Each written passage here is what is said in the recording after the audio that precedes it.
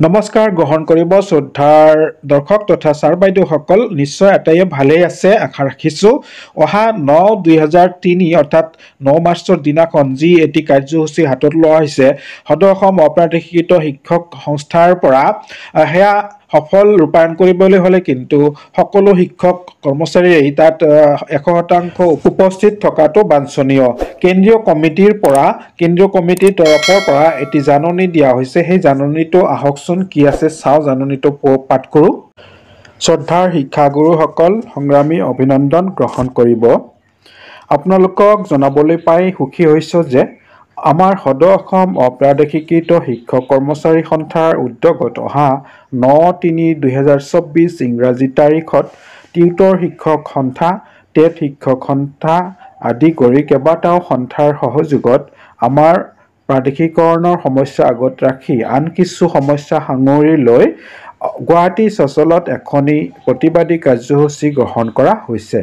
সেই উপলক্ষে আমাৰ সকলো পৰ্যায়ৰ শিক্ষক কৰ্মচাৰীয়ে 100% উপস্থিত থাকি উক্ত কাৰ্যসূচীখন সফল ৰূপায়ণ কৰে যেন তাৰ বাবে প্ৰতিখন জিলা কমিটিয়ে জিলাই প্ৰতি সকলো পৰ্যায়ৰ শিক্ষক কৰ্মচাৰীসকলক লৈ এখনকৈ সাধাৰণ সভা অনুষ্ঠিত কৰি অহা 9/3/2024 ইংৰাজী তাৰিখৰ প্ৰতিবাদী কাৰ্যসূচী সফল ৰূপায়ণৰ পৰিকল্পনা প্ৰস্তুত কৰিবলৈ আহ্বান কৰা হ'ল। বিষয়টো জৰুৰী বুলি বিবেচনা কৰিব চিফ অৰ্গেনাইজাৰ AANPTA দিল হুছেইন। আন এটি লিখনি কোনোবা এজন শিক্ষাগুৰুৱে লিখিছে, উদগনিমূলক প্ৰেৰণামূলক কিছু কথা উল্লেখ কৰিছে আৰু লিখনিটো পাঠ কৰোঁ এতিয়া, আহকচোন। শ্ৰদ্ধাৰ শিক্ষাগুৰুসকল, সংগ্ৰামী অভিনন্দন গ্ৰহণ কৰিব। যোৱাবেলি আমি বহুতো কাৰ্যসূচী হাতত লোৱা হ'ল। কি পালোঁ কি নাপালোঁ আমি সকলোৱে জানিলোঁ। মই ভাবোঁ এই স্বেচ্ছাচাৰী একনায়কত্ববাদী চৰকাৰখনক পতিয়ন নিব পৰাকৈ আমাৰ এই কাৰ্যসূচীসমূহ পৰিপক্ক নহয়।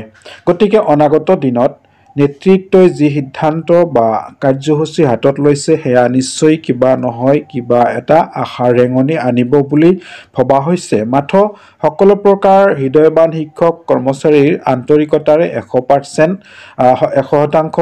অংশগ্ৰহণৰ প্ৰয়োজনীয়তা আছে। এইবেলি আমি সকলোৱে একগোট হৈ বিজেপি বিৰোধী ঢৌ তুলিব লাগিব। যদি এজন মানুহৰ কথাই আদেশ বা আইন হ'ব পাৰে তেন্তে আমি 20,000 30,000 জন মানুহে এই মানুহৰ বেবিচাৰী আদেশ বা আইনক কিয় ফৰাই দিব নোৱাৰিম? এইজন মানুহৰ এনে কি শক্তি আছে যে তেওঁক প্ৰতিহত কৰিব নোৱাৰিম? নিশ্চয় পাৰিম। মাথো আমাক লাগিব একতা, সহযোগিতা। ধন্যবাদ। হয় শিক্ষাগুৰুসকল, এই শিক্ষকগৰাকীয়ে ঠিকেই কৈছে। একনায়কত্ববাদ চলিছে অসমত, এইটো সকলোৱেই গম পাইছে, উমান পাইছে আৰু এই এজন ব্যক্তিৰ ইংগিতত গোটেই অসম চলি আছে। কাৰো কোনো কথাই নলয়। এই ব্যক্তিজন আমি নিশ্চয়কৈ একত্ৰিত হ'লে, শক্তি যোগাব পাৰিলে নিশ্চয় কিবা এটা উপায় উলিয়াব পৰা যাব। আৰু এইটোও ঠিক যে এনেধৰণৰ ব্যক্তিৰ ওপৰত নিৰ্ভৰ কৰি থাকিলে নহ'ব, কিবা এটা বিকল্প কৰিব লাগিব।